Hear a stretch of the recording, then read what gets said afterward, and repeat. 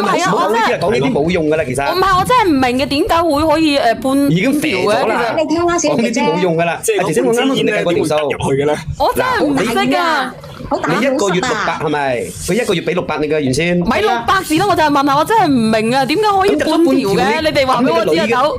咁你個女嘅一喐，咁你成條都入晒咯。唔係啊，點解可以做嘢做半條嘅？我真係唔明白噶。唔係佢諗住留下我啊！可唔可以半條啊？就係唔明咯，問下小圓姐姐啊嘛。可唔可以半條嘅啫？可唔可以半條嘅？首先你嗰條叉叉咧係咪跌咗㗎啦？唔係啊，姐姐點解可以半條嘢嘅？打個裂。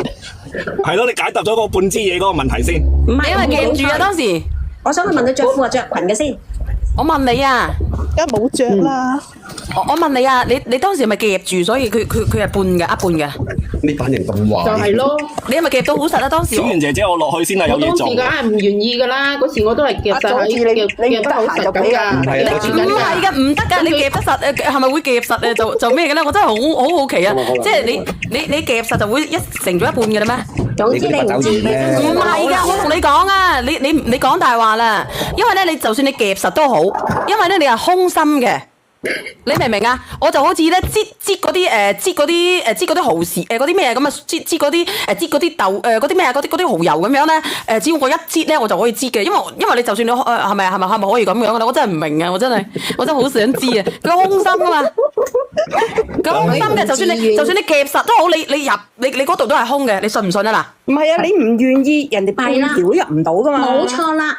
唔係嘅，係可以㗎，係可以㗎。因為有眼成嚟㗎嘛，咁我邊有越嚟越大嘅啫。可以㗎。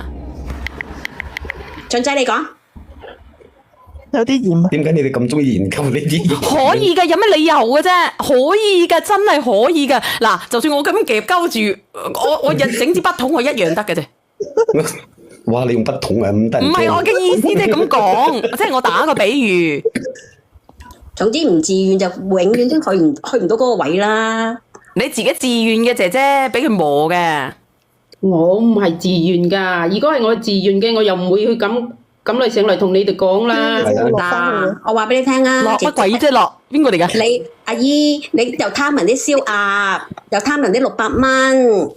唔係啦，姐姐咁樣啦。咧我啱啱同你計過條數，咁你維計咧就20蚊一日，你每一日都去攞20蚊嘅燒鴨咁咪得咯。我又點會日日去食啊？日日食燒鴨嘅啫。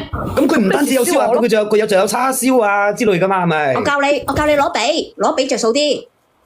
但係嗰度冇燒田雞髀咧。誒冇攞隻髀。佢當嘢有啲咩？你哋唔好估啦。嗰檔嘢咧仲有啲咩賣㗎？乳鴿咯。邊個嚟㗎？乳鴿嗰度有個乳鴿。有生腸㗎嘛？嗰啲要先俾佢老婆㗎。嗰個俊仔都壞。哦，你嘅意思即係話啲錢要先俾佢老婆，到時候佢老婆又唔轉翻俾你。唔係，我想問下，你肯唔肯定嗰個係嗰個燒鴨嘅先？佢係咪叫係啊？啊？佢周圍收600㗎。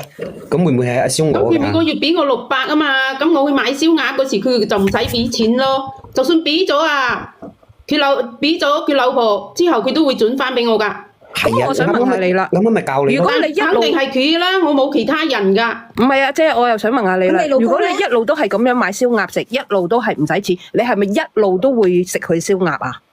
唔係啊，食一條。又唔係會日日去食啊嘛？點會一路都會食嘅啫？即係燒鴨嗰度俾你就話嗰個 BB 係佢嘅。如果賣燒鵝嗰個，我又冇其他人，我唔係佢嘅係邊個嘅啫？咁你冇同你老公咧？我想問你老公咧？咁我老公唔而家係翻喺屋企啫。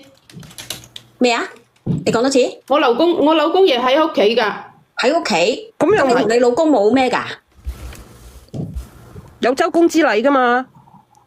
但係我老公佢咪係結掂水啊嘛。掂水有㗎嘛？姐姐唔啱啊，唔啱啊。反正唔係我老公。掂水唔代表佢唔得㗎嘛。係啦，冇錯，掂水都有得噴啲水出嚟㗎嘛。冇嘅。有嘅。冇嘅。你未驗過唔知有冇，都係嗰句。冇嘅，有啲冇乜嘢嗰啲精母症嗰啲，你自己做睇睇。姐姐嘅意思話佢唔係好掂水，應該係講佢嘅時間上嘅問題嘅啫。點解時間上嘅問題係佢有嗰啲藥乜嘢症嚟㗎嘛？嗰啲唔關事嘅，嗰啲有嘅。總之佢懟得到就得㗎啦。啊姐姐，藥佢都得嘅，有啲植物曲乜嘢將佢都得啦。總之佢變咗條棍，跟住佢就支啲水出嚟就得㗎啦。你唔好理佢個過程，總之佢有就得㗎啦。你咁樣啦，姐姐，你咁樣啦，你佢都未搞清楚件事。你唔係啊，你最好就咁樣，你最好咧就約我燒鴨佬上嚟。上嚟啦。咁陰濕嘅嗰個又叫我約，又好似我咁嘅思想嘅。你兩個都咁陰濕。佢咧而家就唔想要，但係佢哋要去俾 money。你約個燒鴨佬上嚟得唔得？佢而家一個人咧係解決唔到嘅，佢一定要約埋啊。係咯，咁你睇你幾時約阿燒鴨佬咯？啊，你約阿燒鴨佬上嚟啦。聽日啦，聽日啦。燒鴨佬我要揾佢約佢先得嘅喎。好啦，你聽日約佢啦。我約啦，我幫你啦，到時我幫你啦。阿小圓叫你聽日喎。得唔得？聽日啊，晏晝可以嘅。咁你好啦，好你，如果係咁樣嘅，係啦，你約阿燒鴨佬上嚟，我幫你啦。好唔好啊？好。你記得叫埋阿俊仔喎。喂，點解嘅？阿寶，你好正經嘅喎，我睇你嗰都。